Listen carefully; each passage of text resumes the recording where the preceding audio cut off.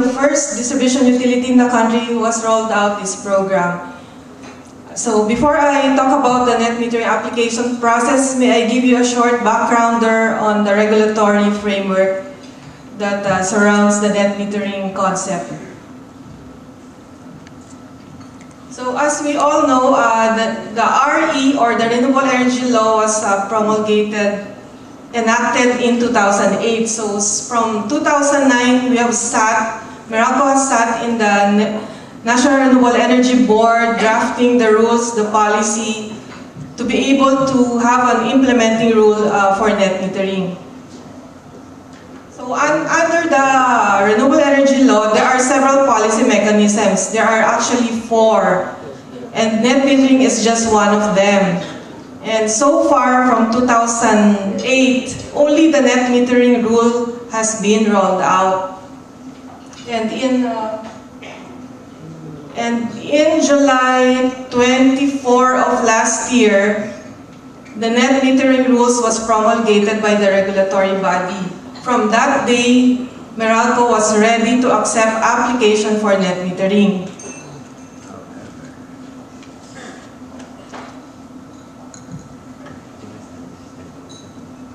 While we are crafting our own program for net metering, we followed three dots also, and the green dot is the net metering rule. So our program was actually patterned or based on the regulatory framework on the law. So it was just a matter of going to the details of coming out with our own net metering program. So the green dot is the net metering rules. So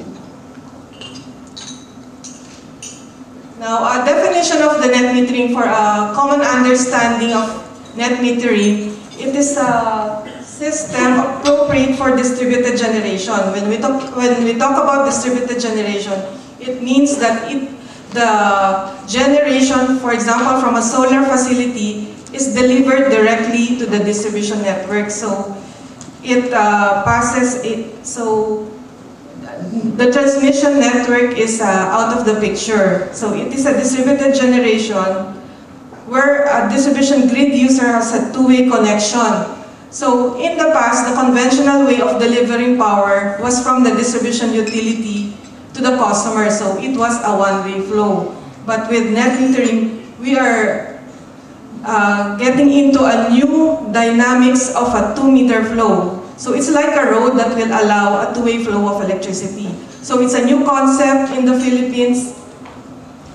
And the crediting, if a customer supplies power or delivers his excess generation to the distribution utility, this customer is compensated. So we call that export energy. So this is how net metering is defined under the regulatory framework. So it's a distributed generation, a two-way flow of electricity, and export energy is compensated. Again, in summary, these are the basic aspects of net metering. It's a two-way connection, and it's a consumer-based generation. So we see the consumer not only as our load customers, but now they are one of our suppliers for electricity. And the billing is on the net electricity consumption, or whatever remains after the deduction. So if we are used to a consumer being billed with this consumption, now there is a minus in the bill, or whatever is exported to the distribution system. Just to give you an idea of how the metering setup is, this is the default setup. We see 2 meters installed. One for reading the import meter or the delivery from the distribution utility to the customer, and the second meter for the delivery of excess energy from the customer. So we call it the export meter. Although there is an option to have a single bidirectional meter, but it's more expensive. So the default is for a 2-meter setup. Now, I can discuss briefly on how the net metering application goes. So as I have mentioned earlier, we crafted our program based on the regulatory rules and the law. And basically, there are two main sources, which is the net metering rules and the distribution service and open access rule. So we could compare a net metering application similar to any service connection. So in our system, it's just an enhancement of our service application. For example, a customer builds a house, they go to Meralco to file for a service connection. So it's quite similar, except that net metering customer would have a generating facility installed in its premises. So it's just similar with additional requirements. So the very first step is the customer files for the application, submits the documentary requirements, and after filing, there is a technical feasibility study, and it is popularly known as the distribution impact study. Because Meralco has been used to delivering power, so we would like to make sure that the system is, the integrity and the reliability of the system is protected. Because it is also our first time, we have no previous experience of connecting solar generation to our system. We've been used to the fossil-fired coal, the bigger generators, and this is also the first time that we are connecting generation at the low voltage level or on the end user level. So we would like to make sure that the interconnection of the generating facility from our customer passes the distribution impact study. So basically, it's a technical feasibility to check the soundness of the flow of energy from our customer. And if in case that the generating facility is big, given the transformer or the facilities installed within the feeder level, there would be a subsequent study, which is a distribution asset study. So it simply will study the needed additional or upgrade of facilities to be able to accommodate this generating facility.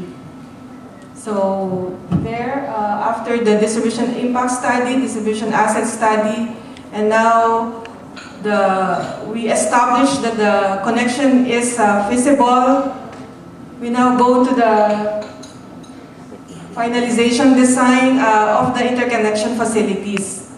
So there would be minor changes in the service entrance, accommodating the 2-meter setup. And also there would be another critical step is the testing and commissioning. So that we would be assured that the flow of electricity from the customer facility is synchronized and within the interconnection standards of the distribution utility. So there you go. When all fees are settled, the customer is connected to the network. And finally, the energization. I'm also proud to announce that it is Meralco which has connected the first net metering facility in the country in November of last year. So far we have 3 connections, net metering connections in our franchise. In summary, that is the application process.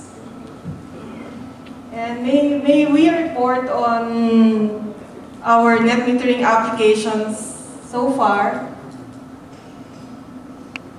So far, we have 3 customers connected to our system, already billed with the net metering compensated for the excess power, and the rest are pending the technical feasibility test. So we have observed that most of the installations are in the high-end upscale subdivisions. Perhaps because of the initial investment in putting up a solar facility. And so far, we have connected 3. And we would also like to share with you that with our partnership with PropMech, we have within our compound a test bed for a net metering facility. So this is one of our preparations for being able to roll out the program to our customers. So we have tested, and we're happy that the components are all working well, and the projected generation, or what was promised to us was by PropMech, was delivered. So, okay, that ends my presentation. And